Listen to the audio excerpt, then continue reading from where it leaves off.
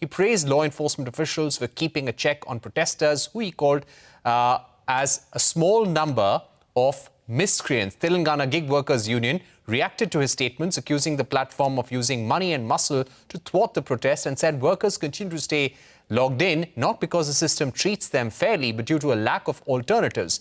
Meanwhile, amid this row, the centre has released draft rules proposing social security schemes for gig workers, provided they have worked with aggregators for a minimum period of at least 90 days, a move that will significantly reshape the future of India's gig economy, which is expected to employ close to 6.7 crore workers by 2047. While the government moves towards solving the social security woes, the debate around dignity remains at the core for the protesting worker.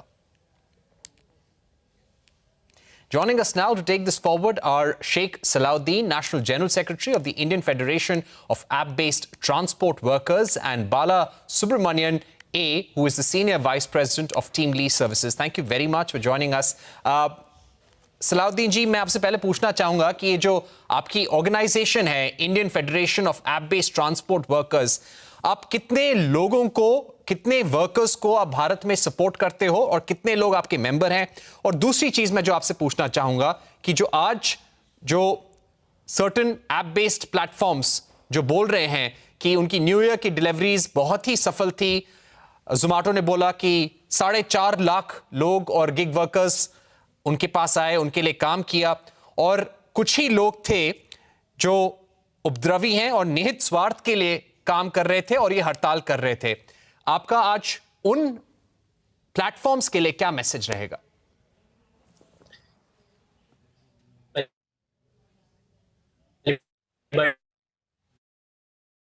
Thank you so much.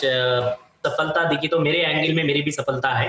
Okay, 2,10,000 workers flash strike के अंदर उतरे और इसके अंदर 60% orders में भी delay हुआ।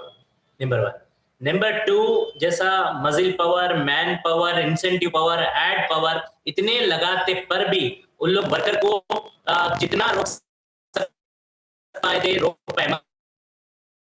यहाँ पे वर्कर्स की ताकत प्रूफ करी, उनका रिप्रेजेंटेशन प्रूफ करा, उनका जो है उन लोगों को एफेक्ट करा है। अगर जब आप इमेजिन एक दिन के अंदर शाम में आप लोगों को सबको उनका पीआर नोट आया होगा 3-4 बजे के लगभग, उसके बाद में उन लोग ने इंसेंटिव कितना बढ़ाया पर ऑर्डर पे 125 to 150 रुपीस पर ऑर्डर पे दिया।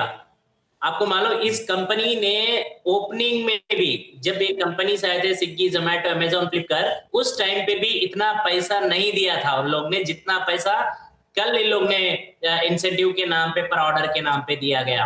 और उन्होंने क्या बता रहे जोमैटो के सीईओ ने, हमने कुछ नहीं किया, हम लोग ने एकदम सरलता पे पूरे प्लेटफॉर्म पे नहीं, बाउंसर्स को लगाया। उन्होंने मेरे ट्वीट के अंदर पूरा मैं लिख के रखा, दे के रखा, बाउंसर्स का मजिल पावर बताने लगे, पुलिस का सपोर्ट लिए, इंसेंटिव तो दे रहे थे, और हीरोइंस को आपने ऐड पे उतारा, तमन्ना जैसे हीरोइन को आपने ऐड पे उतारा। ये सारा चीज नहीं दिख रहा क्या? इतना होते पर भी आप जो है ये हरकत पे बाज आना लिहाजा अच्छा नहीं है। सलाउद्दीन जी, मैं आपसे एक चीज और पूछना चाहूंगा, फिर मैं अपने दूसरे गेस्ट के पास जाऊंगा। एक जो आप लोगों ने मुद्दा उठाया था 10 मिनट डिलीवरी का, पूरा सिस्टम जो ऐप बेस्ड डिलीवरी का है, क्विक कॉमर्स पे और ये 10 मिनट 15 मिनट डिलीवरी से बहुत फोकस्ड है, लेकिन एक जो गिग वर्कर है, आप जैसे लोग हैं, ये 10 मिनट की डिलीवरी कैसा प्रेशर क्रिएट करता है, और आप क्या चाहते हैं कि अगर ऐसी डिलीवरीज रखनी है तो आप लोगों के लिए कैसी सिक्योरिटी गारंटीज होनी चाहिए?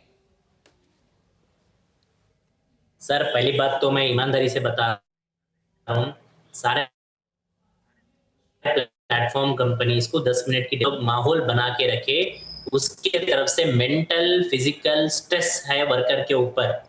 अगर जब 10 मिनट में ऑर्डर डिलीवरी नहीं हुआ, उसके ऊपर पेनाल्टी लग रही, वो पेनाल्टी वर्कर बन रहा, उसके ऊपर आईडीज ब्लॉकेज जा रहे, रेटिंग कम हो रहा, इतने पूरे इंपैक्ट होते पर साथ ही साथ 10 मिनट डिलीवरी के अंदर मल्टीपल रोड एक्सीडेंट से मीट हो रहे, एक्सीडेंट्स, डेथ हो रहे, इसका कोई ट्रांसपेरेंसी आज तक प्लेटफॉर्म कंपनी नहीं दे रही ना सर। ये सारे चीजों का प्लेटफॉर्म कंपनीज को भी ओपन आंकड़े रखे बोलिए सामने, उसके बाद में देखेंगे।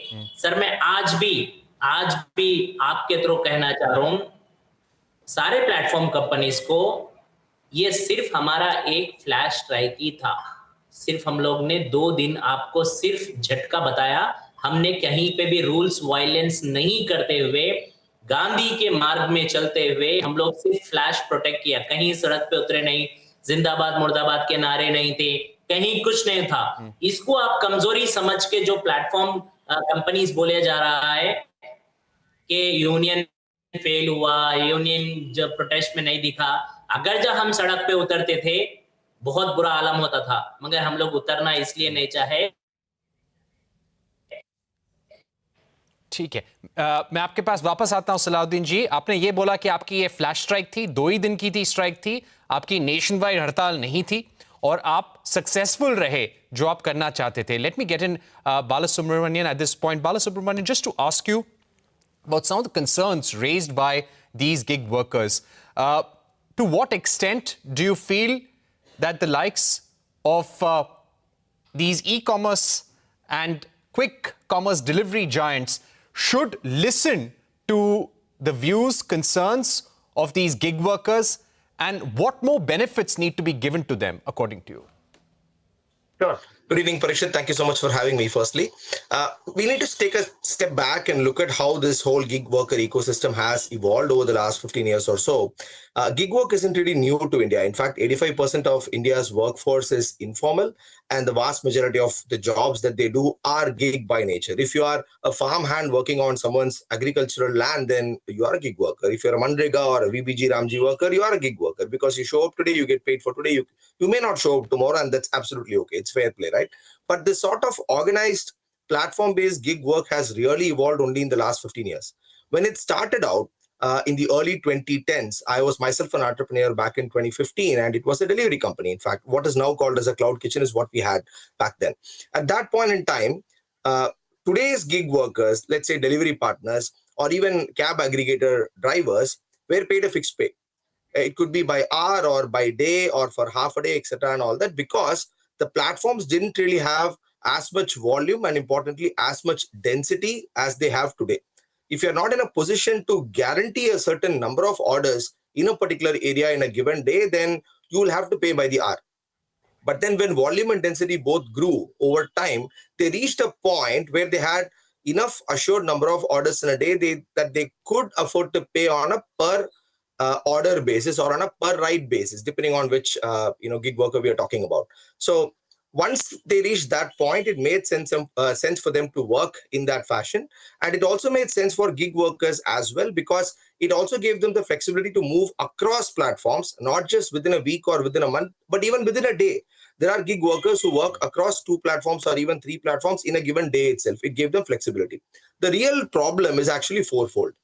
While this model gives flexibility, and it also is it's good for employers as well, because they completely variabilize their costs. But the problems really are fourfold. Like I said, one is wages haven't really grown in keeping with inflation, especially in the last 5 years post-COVID. In the last few months, few quarters, particularly, inflation has been low. But if you look at the last 5 years as a whole, wages haven't really kept pace with them. And they also believe that they need better transparency, consistency, and predictability in their pay, which is true. Now, second problem is with respect to safety. So their concern is that 10-minute delivery being the standard puts a lot of, like my co-panelist was saying, physical and mental pressure on the delivery partners. This wasn't the case earlier, right? In the mid-2010s, when this really picked up, there was a variable TAT for every order. It could be 30 minutes, 40 minutes, even an hour, depending on where the restaurant is placed. Q-commerce didn't really exist back then. It's more of a last 5 years sort of a phenomenon. And they also want better support with respect to safety equipment, gear, and all that. Third point, which is extremely important, is the security aspect. When I say security, I'm talking about social security here particularly. The recently notified labor codes have called out that gig and platform workers will also be brought under the purview of social security, which is fantastic.